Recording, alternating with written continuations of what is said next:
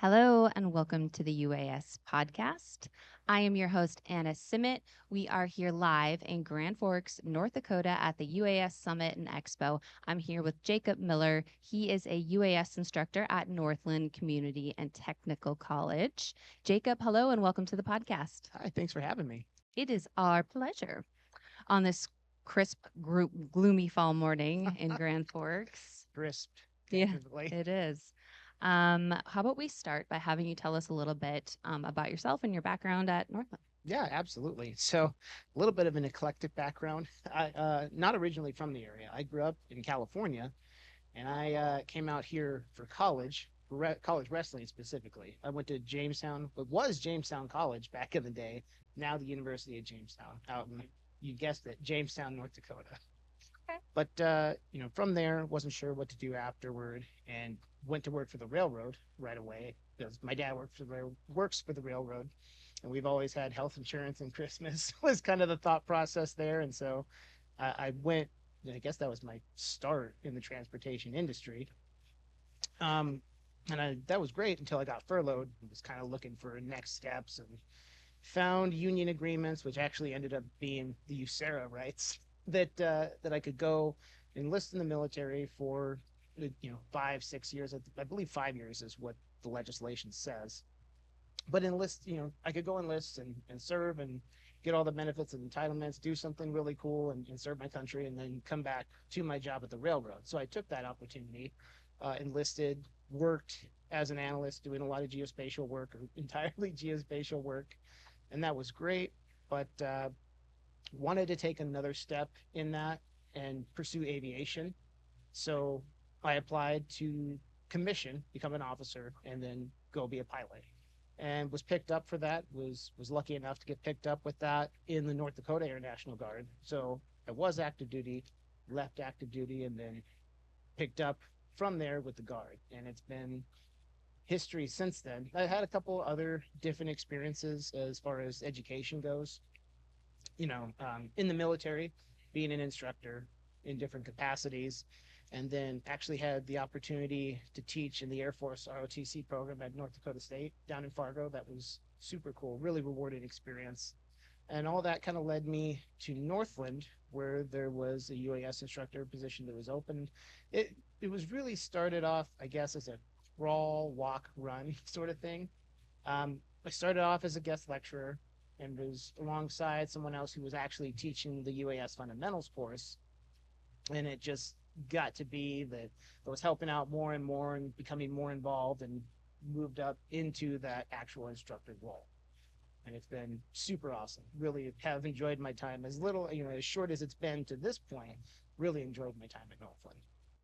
Very cool. Okay, so how about you tell us more about the program there? What is the focus and what makes it different than others? So I would say what's different is we're focused on building practitioners. Um, where other schools maybe might focus primarily on that airmanship concept, which is definitely not outside of our program, we take it in a different direction where we integrate the airmanship concepts as well as that practitioner mindset. So we give students the skills where they're able to leverage UAS technology and leverage the data collected from UAS. Um, Typically, like to allow students to tailor the assignments as they progress through the program, to tailor their assignments to whatever their intended industry after graduation is. Oh, sorry. But we have a basic, oh, wow. We have a basic curriculum that outlines major concepts, but allows students to tailor to whatever it is their interests are. And so I think that's a little bit different in the sense that it's more than just the airmanship focus. Yeah. And again, not to discredit that, that's definitely a large part of the program. But For sure. Okay. So I'm a student, or is there progression here? Do you have to take certain classes before others? How much time does it take? Tell us more about that. absolutely. So the short answer, as far as if there's a sequence, yes and no. um, yes, in the sense that there's the courses are organized in a sequence to be building blocks. You start off fundamentals, then you get to airmanship, then you get to payloads, and then you get to data and products. But that doesn't mean that students couldn't enroll out of that sequence and perhaps take the FAA 107 ground school as their first class, or even the intended final course, imagery analysis. They just might have a little bit of catching up to do in certain aspects, and then they might need a little bit more personalized instruction and focus, which is not outside of what we're willing to do, certainly. So there's that. But then additionally, there are students that, or industry partners really, that might have the need for customized training solutions. And we do offer that as well. I think the best example of that is the AUVSI Trusted Operator or TOP program that we offer. That's one that we've delivered just over the summer, was our first cohort of that. And it was really the train the trainer mentor protege cadre that went through.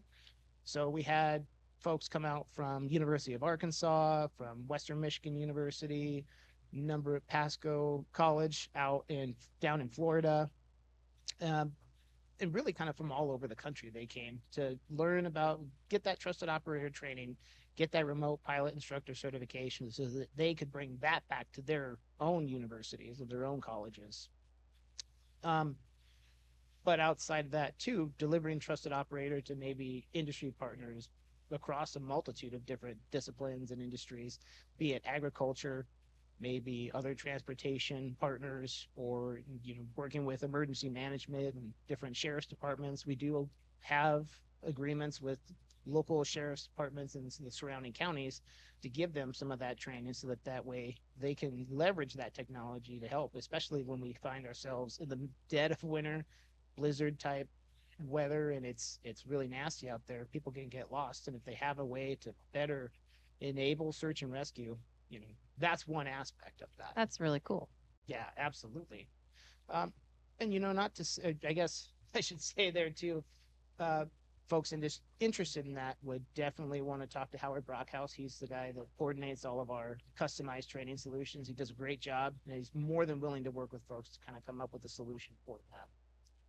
And developing that further, there are options for tailoring those in that same spirit, that customized training, for non-credit options for individuals maybe looking to enhance their skill set, or just trying to develop themselves professionally to stand out in their own industries, whatever that may be.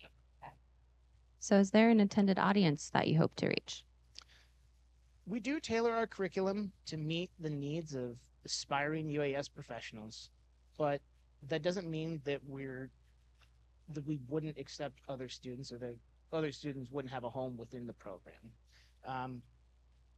Whether they're high school PSEO students, they're students in another technical program that are looking to enhance their skill set, or stack that curriculum into their current program. Maybe they're liberal arts students that are looking to enhance their education through leveraging UAS technology, or even going back to the working professionals concept. There's definitely room for those students as well. So in one facet, yes, we do want to get people who have a mindset for UAS, but if really, even if you just have an interest in UAS and you want to take part in our program, there's definitely space for people. So tell us about your plans to grow the program. So one of the things that I would really like to focus on is, I mentioned PSEO, which is a concept that I had no understanding of, really no familiarity with before. It stands for post-secondary education opportunities, I believe is what that's called.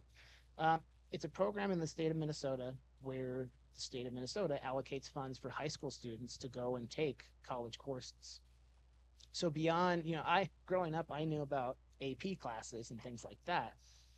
You can go beyond that and actually take college courses as your electives, or I think in some ways you might substitute maybe an English class for a college English class. So really, you're working on a college degree while in high school.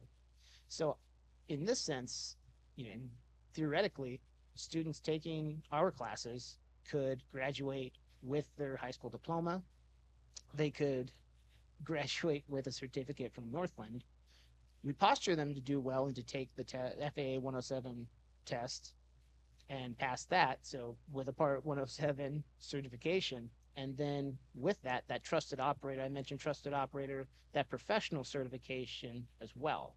So rather than just having a high school diploma, they could potentially walk away with 4 different credentials.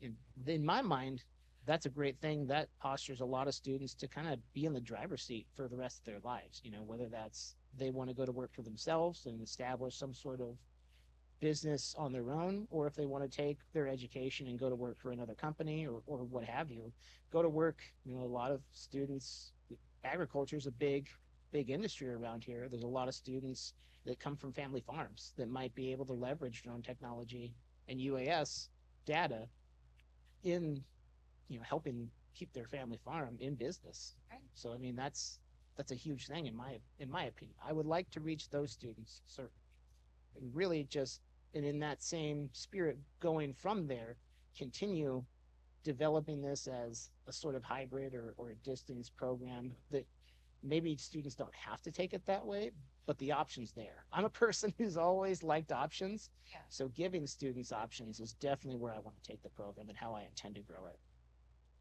Okay. So, what advice would you give to anyone interested in this space?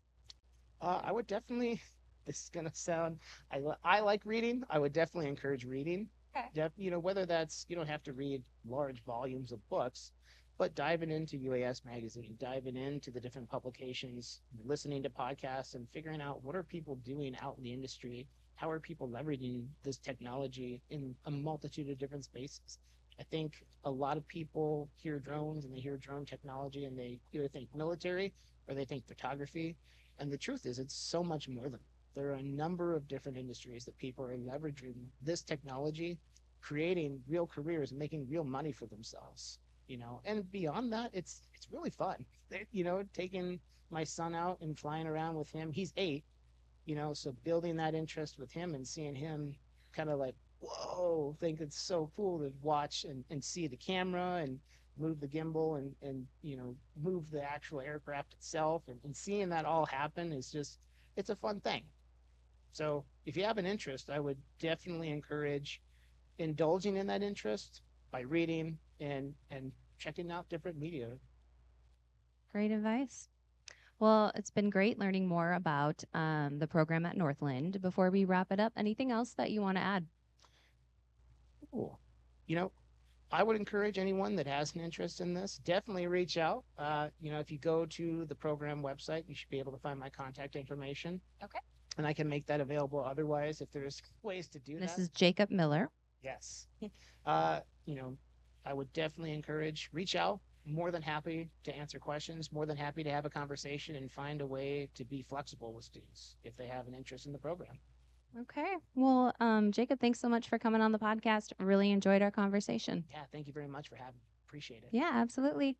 And to our viewers, thank you so much for tuning in. Hope you enjoyed this episode. We'll catch you later.